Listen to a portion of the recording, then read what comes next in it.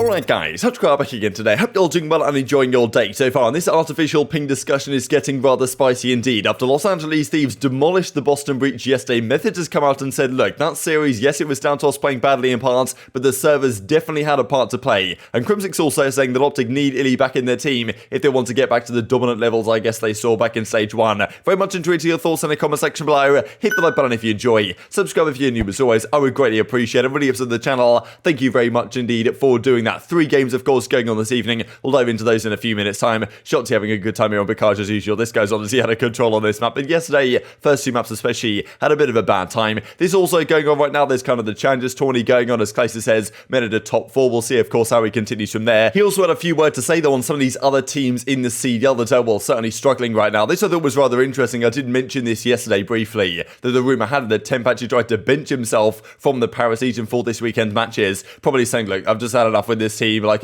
please get me out of here. Can't really blame him, to be honest, but, so I guess Paris said no or whatever, and we're like, yeah, that's not going to happen, sunshine. But the problem is, of course, like, who do they even bring in instead? Apparently, Venom was a potential replacement, Crone says right here, but yeah, Temp ended up playing anyway. Hopefully someone saves him from this nightmare. Some people were certainly saying that Paris region in general, like, it just chalks everyone's career. If you've played for Paris at some point or another, your career is just going down the pan. It's kind of sad to see how that works out, but it honestly might be the reality of the situation. So not really sure what is next over there. Clay does say this, though, still mind-blowing watching some of these CDL teams struggle, and my phone ain't ringing, right, saying, look, get me back in this league. Like, as I said, maybe Clayster FaZe is an option on the cards. Of course, FaZe put rather good last night. But yeah, I do wonder what this means, to be honest. I think Clayster has kind of said that certainly some other players, he's had some verbal discussions with other players that have basically said, yeah, look, we want a team with you, we want to make it happen. The Subliners as an organisation might not want to necessarily facilitate that trade. I don't really know if they have another substitute on their bench outside of Clay, so they might just want to keep him on there just as effectively a substitute for the team, even though they've still got to pay him a pretty hefty salary every single month. Maybe a reduced salary, though, because he's on the bench. I'm not really sure, even though I think he said that maybe his salary on the bench is the same as his starting one, or kind of similar. But, who knows? I don't imagine Clay's going to get a spot just based on the evidence we've seen for the rest of the season. But who knows after Major 3, right? Because some of these teams after Major 3, if they have a really tough time, they're going to have to pull the trigger on something, you would imagine, just because,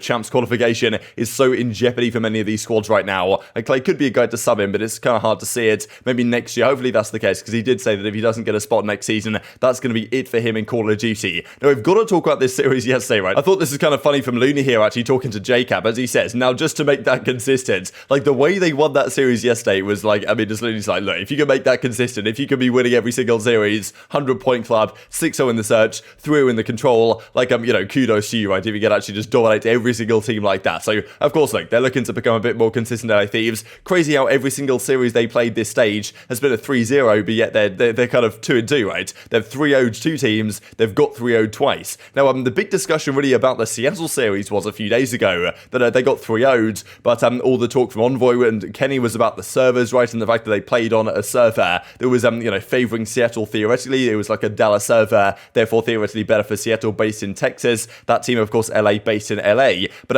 all the talking point was from the CDL that they kind of do the artificial ping, where they can add ping artificially to Seattle to make it a theoretically fair environment. Now, some people have certainly questioned whether this actually is a fair environment or not, and Methodz doesn't necessarily seem to think that is the case. So this is what Envoy had to say after that Seattle series where they got 3-0'd, back-to-back years playing a team on a server in the state that they live in. So not happy at all they were playing Seattle on the Dallas server. And then this last night from Methodz, GG's Thieves, no idea what that was. Now, we went on the flank after this to explain, look, we're not that bad. We're not so bad that we got demolished in that fashion. In fairness, looking at those 2 series, the Seattle one and, of course, this one against Boston, I feel like the better team in both series won. I feel like the ping differential wouldn't have made, like, that much difference in what was a pretty dominant series at the end of the day. Like, but still, they were winning basically no gunfights at all, and Methodz reckons they were at something of a ping disadvantage in this particular series. He basically went on the flank and said, look, we played on the Dallas server again, and that's actually better because Boston and Los Angeles Thieves, of course, like on the complete opposite sides of the country where they're based, so tough to find a good server for them. They play seemingly on a Texas server, which is marginally better for Los Angeles Thieves. He reckons they ping about 45-50 to that Texas server, that being LA Thieves, whereas Boston ping maybe 10-15 ping more than that, and he reckon in this particular series, they were picking about 65-70 ping, which is quite severe. Now, of course, what that would mean is the CDL kind of, whatever they call it, a minimum latency tool would then add about 15 or so ping to Los Angeles Thieves to try and make it a fairer environment. But he reckons, right, that with the 70 ping situation, maybe the minimum latency tool, like, we don't really know exactly how it works or what the functioning is, or if the artificial ping is actually actually representative of reality, or what normal ping kind of feels like and normal ping fluctuations feels like. Methodz reckons they got hard done by here by the servers. There's no possible way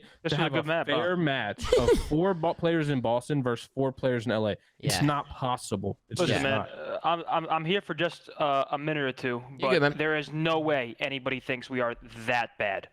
Your series was a minute or two, Mike. So you think the pings were a factor, Tony? I mean, is what you're saying. Listen, man, come on, bro. Thieves played well, right? In a situation like this, there's no way. Who actually knows? But come on, bro. I mean, listen, the story of this first map was just Octane. Tank, Preem, and Hole, and dude, I couldn't believe my eyes when I saw it. Well, what were you pinging in game? What were you pinging in game? Do you remember? Okay, so we're 50. No, we weren't. We were pinging 70. 50. No, we were pinging 70. Wait, what? You were pinging 70? We were pinging 65, 70. What the? And okay, so when we ping 70 ping. Sorry, when we scrim Thieves, we usually play on Dallas because it makes the most sense for a scrim. I think we ping like 55, 60. They ping like 40, 45, if I'm not mistaken. This series, we were pinging 65, 70. I'm not sure if they added any artificial to us, but I'm assuming they were pinging like 40 to 50, and then they added artificial ping. What I heard. So I don't know what you guys think about this, right? Because back in the day in Modern Warfare, there was all these talks about the servers when the league first went online, and now, of course, it's still online to a degree. Of course, we have some LAN stuff, and I think it's better nowadays online than it used to be. But yeah, still Boston effectively saying here, like, look, we would not have got demolished like that if the servers had been fair, if the pings had been fair, and certainly saying, look, CDL, you've got to really look into this stuff to make sure it's actually going to work out okay. Because he was also saying they scrim Thieves relatively often, and probably don't have like too much of an issue playing on that Dallas server. They played them in the league though, maybe things felt off, like he felt like he couldn't win a gunfight. I thought Thieves played great, and is this just excuses from Boston? Who knows? Because we certainly called it excuses from Thieves when they were saying the same thing a few days ago, right? So I think we'll have to see how time progresses really here. But that defeat did effectively relegate Boston to the losers bracket, because I'm pretty sure their map win-loss now is like a 4-10 or something. So even if they 3-0 Mutineers tonight, they're probably chalked. We'll see kind of the standings here in a couple of minutes time. But yeah, Minnesota Rokkr, I guess they confirmed the #1 seed with that 5-0. Ultra 4-1 confirmed yesterday. OpTic and Surge are still going to make it, and Solon is also confirming their winners bracket spot. So 3-2 is always going to be good enough here. Los Angeles Thieves have a chance to do that tonight up against OpTic, but of course it's going to be far from easier. Maybe in that situation,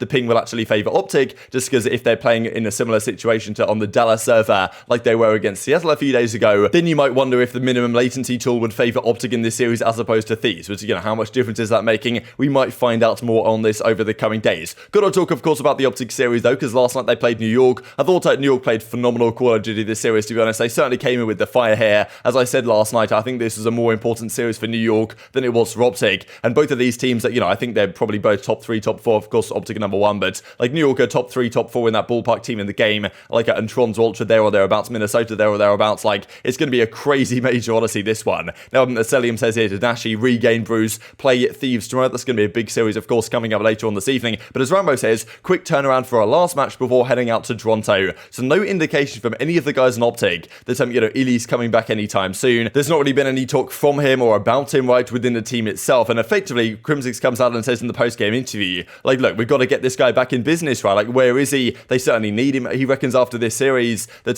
they certainly needed him in the team, and by not having him in the team, they were kind of falling short of where they could potentially be. I'll share the quick little clip here from Crimsix, of course, long-time teammates and world champions alongside each other back on Dallas Empire. And my goodness, it sounds so corny to say, but it is true. The king is in fact dead.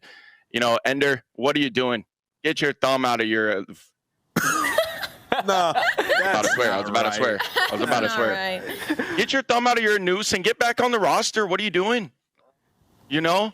So yesterday really was the first sign of weakness this team has showed without iLLeY in the team, but I think it kind of, all the people calling for, okay, Prelude's got to stay 100%, and in fairness, if they'd have gone 5-0, beating all these teams that they're going to have to play, then, maybe that would have been a realistic case scenario. But now I think it's rather clear that, okay, maybe this team doesn't quite have the potential they had with iLLeY. Who knows, right? Because I feel like even with iLLeY playing in this team and playing well, they might have still got beaten by the Solanders yesterday, to be honest. So not sure iLLeY returning is going to turn this team around instantly, because they've been looking really good with Prelude regardless, but you can't win every single series you play. play. That's just how it is at the end of the day. But we don't really know what's going on with iLLeY right now. We don't know the likelihood of him returning for the major, just the way that Rambo said that tweet earlier, right? Where, okay, we play this match, we go straight into the major. It doesn't seem like Prolute's going to be, going anywhere anytime soon, right? Which, of course, is going to, well, cause them, I'm sure, some frustrations going into the main event itself. But yeah, Prolute, of course, has been looking phenomenal so far. Yesterday's series, I mean, none of them really played well. I think Shotzzy, if anything, was the one with probably the biggest off series of the day. And yeah, who knows when iLLeY's returning. We haven't really seen that much recently, right? It's a bit of a concerning point at the moment, I think, for OpTic fans in general, because I'm sure, they know or they want iLLeY back as soon as possible. And Prolute, of course, has done a phenomenal job. But, iLLeY, I guess, is going to be their man when it comes down to a LAN environment. But whether we can actually play at his home event in Toronto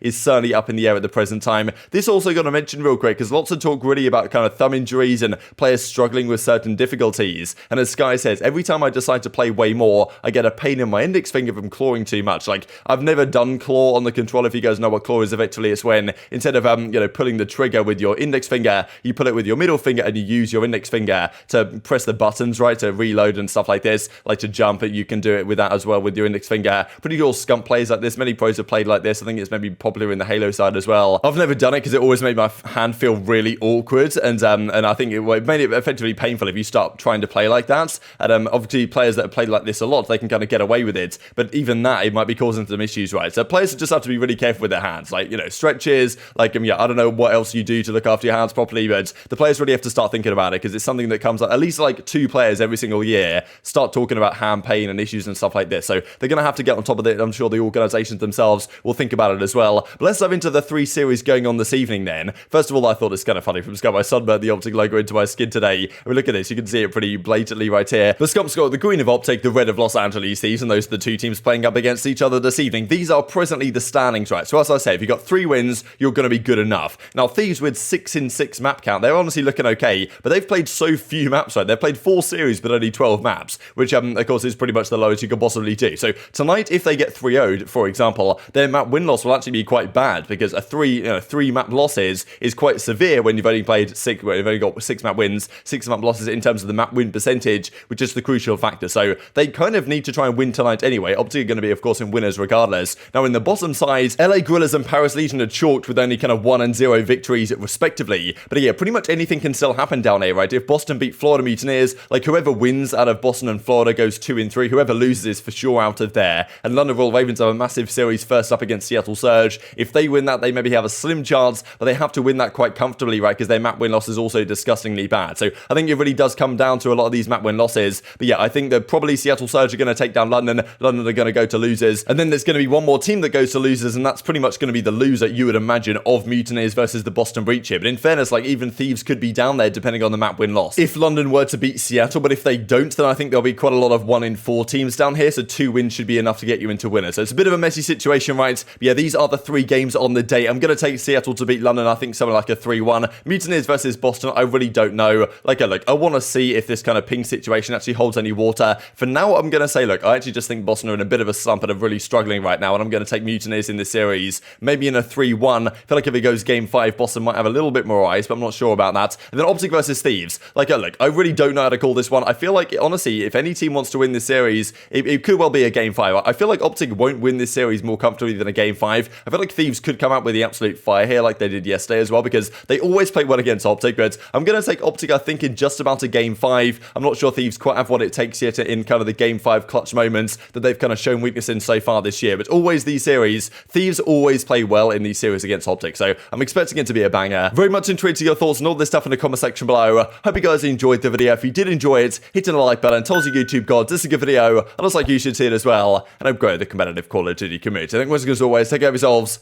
and I'll see you next time.